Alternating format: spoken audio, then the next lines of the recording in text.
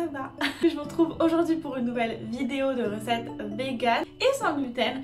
Une recette qui vient un petit peu d'Asie puisque c'est un onigiri qu'on trouve beaucoup dans les convenience stores, dans les 7-Eleven, ces magasins qu'on voit partout en Asie, à Séoul, Bangkok, Tokyo, voilà, et qui vendent ces petits onigiri, notamment un au thon mayo et en Corée au thon mayo kimchi. J'ai eu vraiment envie de faire en mode vegan. Donc aujourd'hui c'est parti, on fait des onigiri thon vegan mayo kimchi. Et si vous voulez d'ailleurs, vous n'êtes pas obligé de mélanger du kimchi dans la farce que je vous propose. Si vous n'en avez pas par exemple, vous faites sans, mais vous pouvez aussi faire des onigiri au kimchi et des onigiri au thon mayo, ou comme je vous montre, les onigiri thon mayo kimchi.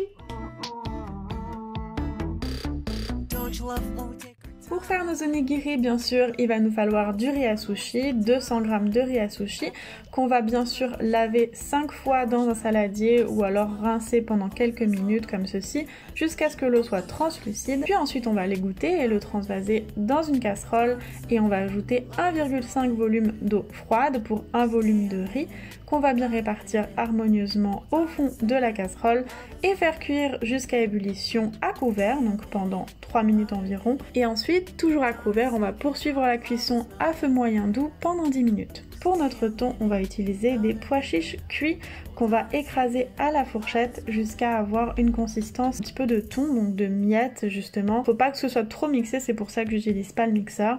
Puis on va ajouter une cuillère à café d'ail en poudre, une cuillère à café de sucre, une cuillère à soupe d'huile de sésame, un petit peu de sel, un petit peu de poivre et 3 cuillères à soupe de mayonnaise vegan. Et on va bien mélanger jusqu'à avoir cette consistance. Puis on va ajouter un oignon vert émincé finement. Et on va y ajouter aussi 60 g de kimchi vegan. Faites attention à la composition, que le kimchi soit bien vegan. Ainsi que quelques graines de sésame, et on va mélanger et notre farce à onigiri est prête.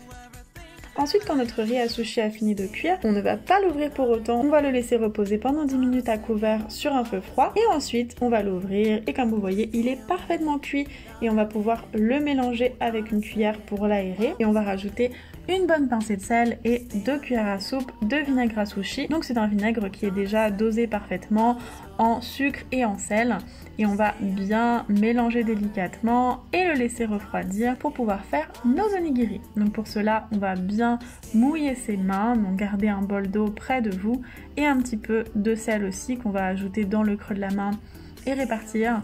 Ensuite on va prendre une bonne poignée de riz à sushi qu'on va écraser délicatement dans sa main histoire de former une boule uniforme, pas trop fine mais pas trop épaisse non plus, et on va créer un creux au milieu de cette petite boule de riz dans lequel on va ajouter une petite cuillère à soupe de farce.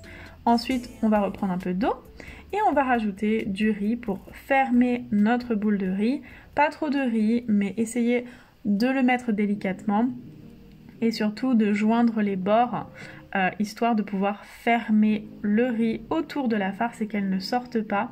Donc au début on va essayer de faire une boule, de presser assez fermement mais pas trop quand même parce que si vous pressez trop fort la farce va sortir bien sûr.